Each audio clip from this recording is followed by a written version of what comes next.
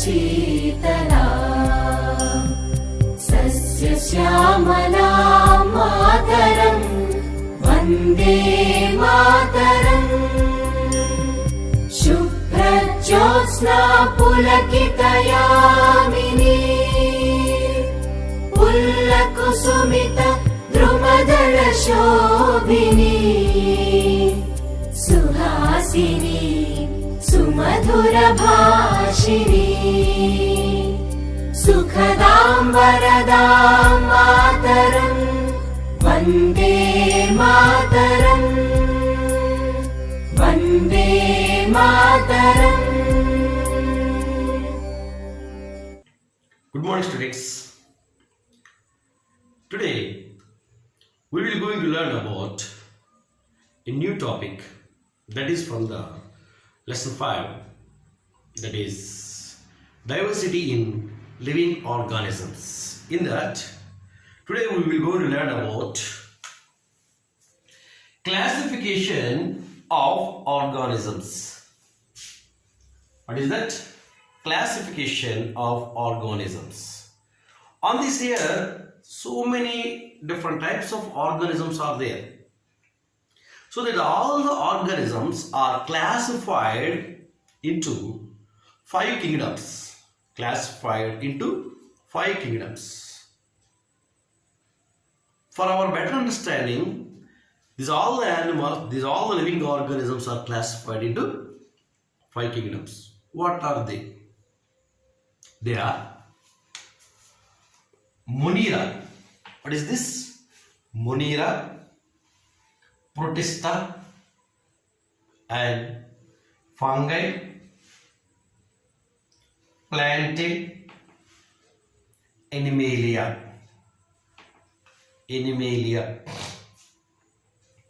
So these are the 5 kingdoms. Means the total living organisms are classified into these 5 kingdoms.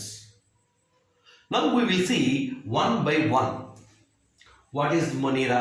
What is protista? What is fungi? What is plantae? And what is animalia? So in that 5 kingdoms, the first kingdom, Monera. What is that? Monera. What are the characteristics of this Monera kingdom living organisms? For every kingdom is having specific characteristics.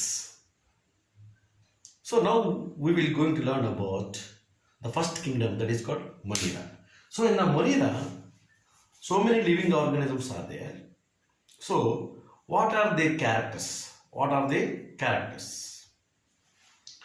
They are one-celled organisms. One-celled organisms means they are single-celled animals. Single-celled animals. Cells have no membrane and bound nucleus. అంటే cell చుట్టూ ఏముండదండి, nucleus అనేది membrane అనేది ఉండదు cell చుట్టూ. For example this is a cell, there is no cell membrane. No cell membrane bound the nucleus. Next, reproduce by splitting into 2. Means one living organism divided into 2. So each piece is considered as a one living organism. It means the reproduce in these animals. How this new offsprings produce? By the process of splitting. So from one living organism to 2 living organisms will come out. That process is known as binary fission. What we call binary fission. In Telugu we have to say ద్విధా విచ్చిత్తి. ఒక cell నుంచి 2 జీవులు, అంటే ఒక జీవి నుంచి 2 జీవులు వస్తాయి అన్నమాట. So in that way they will do the reproduction. Okay, right. It means reproduce by splitting into 2. Next, absorb nutrients from outside their body. అంటే న్యూట్రియంట్స్ తనకు కావాల్సిన ఆహారాన్ని they observe from out side, బయట నుంచి తీసుకుంటాయి. How they move They move with locomotory organs. If they want to take food, they have to move one place to another place. If we need food materials, how we will collect, how we will walk, how we will move? By legs. Like that, in this Monera family, Monera kingdom animals, also they have to show the locomotion. Locomotion means kadalti anamata. For reproduction, for food, for production, they have to move one place to another place. How they are doing, how they will do their moving? They will do the move means they want to move from one place to another place with the help of some of the locomotory organs. Do you know what are they? They are flagellas. What is that? Flagellas. What is this? Yeah, flagella. And also cilia. Do you know flagella? For example, this is euglena. So this is called flagella. With the help of this flagella, the euglena is moving from one place to another place for collecting food or for production, whatever it may be. That is called flagella. Do you know cilia? What is cilia?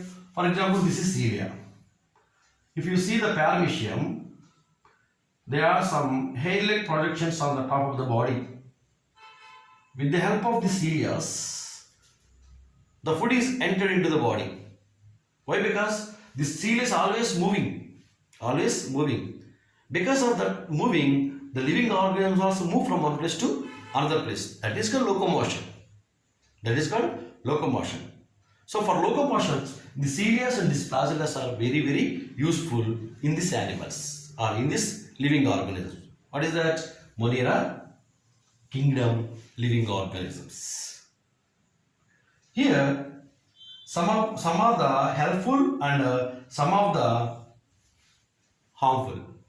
It means in this Monera kingdom animals, some of them they are very useful for us. At the same time, some of them they are cause for disease also. They cause for diseases also. So what are the examples for this Monera kingdom animals? The best example for this Monera kingdom animal means living organisms, bacteria. What is this? Bacteria. These bacteria are some of them useful and also some of them harmful also.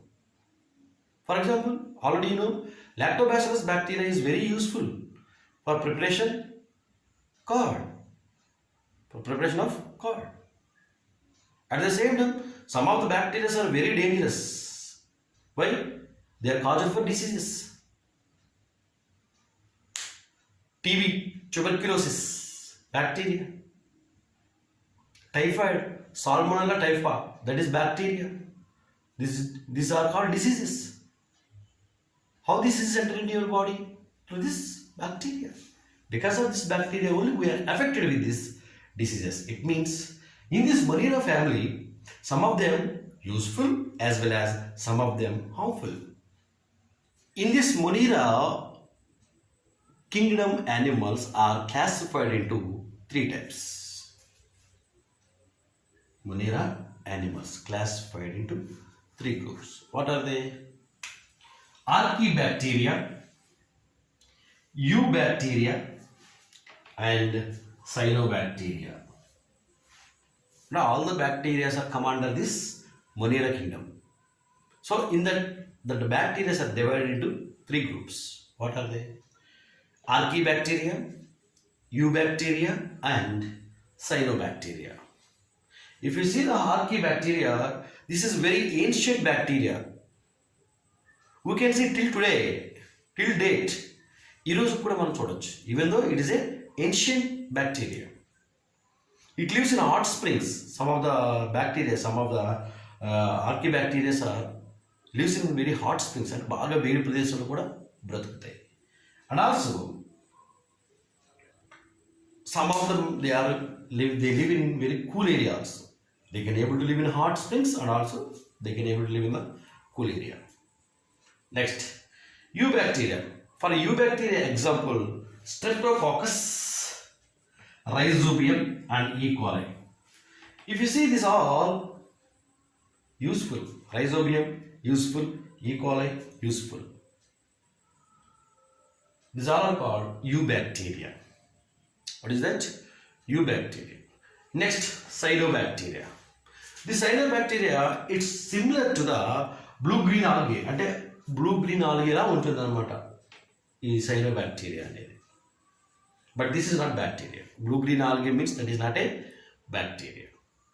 Okay? It means in the Monera, so many bacteria are there. These all the bacteria are classified into three groups: Archaebacteria, eubacteria, and cyanobacteria.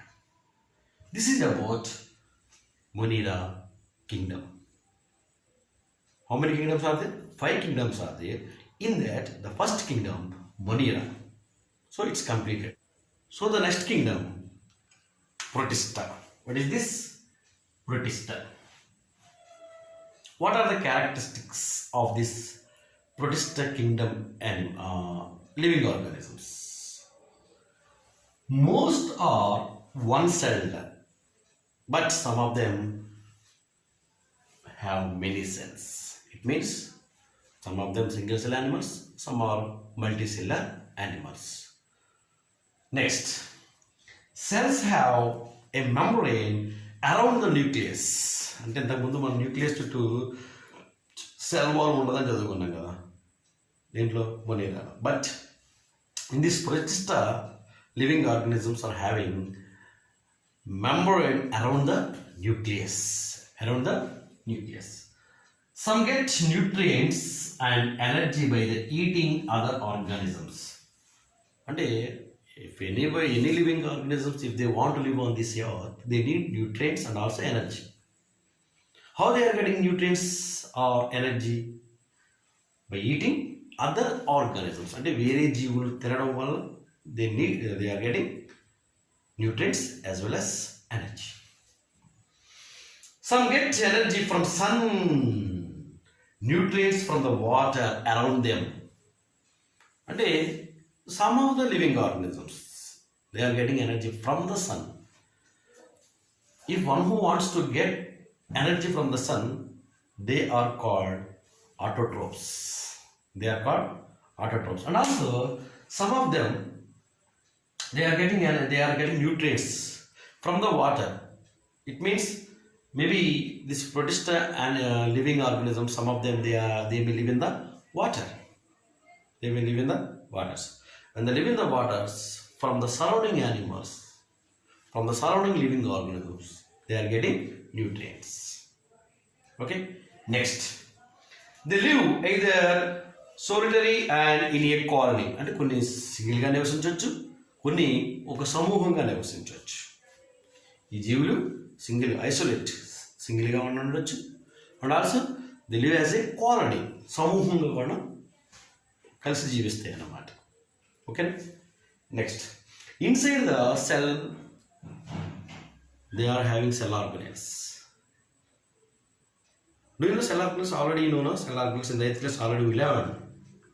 In the cell there are some cell organelles like nucleus, mitochondria, ribosomes, lysosomes, endoplasmic reticulum, ribosomes, vacuole.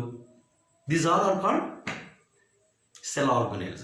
It means in this protista living organisms are having cell organelles inside their cell. Inside the cell. Okay. Next, these living organisms are reproduced by splitting, like Monera. These animals also splitting as two from the one. Okay. So example, paramecium, amoeba, algae, and kelps. Do you know kelps? Samudrapu kalupu mokkalu. వాటిని మనం kelps అంటాం అనమాట. So these all are examples of the protista family.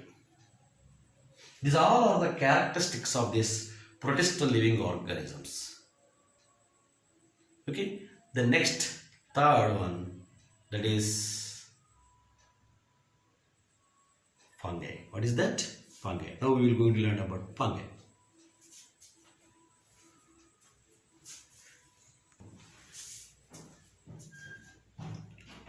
So the next kingdom, fungi. What is that? Fungi. So what are the characteristics of this fungi family or fungi kingdom? Most of them, they are multicellular organisms, but some of them single celled. One cell means single cell. Most of them multicellular, but some of them single cell. And also eukaryotics. Do you know what is prokaryotics and what is eukaryotics? For example, this is the cell. Inside the cell there is a nucleus. If the nucleus surrounded with a membrane, that living organisms are called eukaryotics. If there is no membrane around the nucleus, they are called prokaryotics. Get nutrients and energy by absorbing, digesting the surface. They live on through root-like structures, which are 5 thread-like parts of their body. And into such of them. For example, this is a dead body. On the surface of this body, they are living. From this area, they are absorbing. And digesting the food material which they live. So when they are living on these dead bodies, from this, these are the fungi. From this fungi, some of the root-like structures are arises.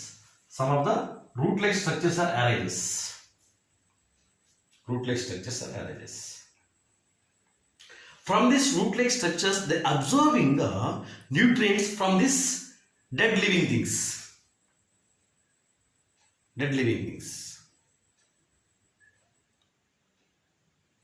Did you understand what I am telling?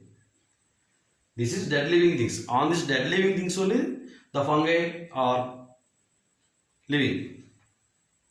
So, from this fungi, some of the root-like structures are arises. That root-like with that root-like structures, they are absorbing nutrients and energy.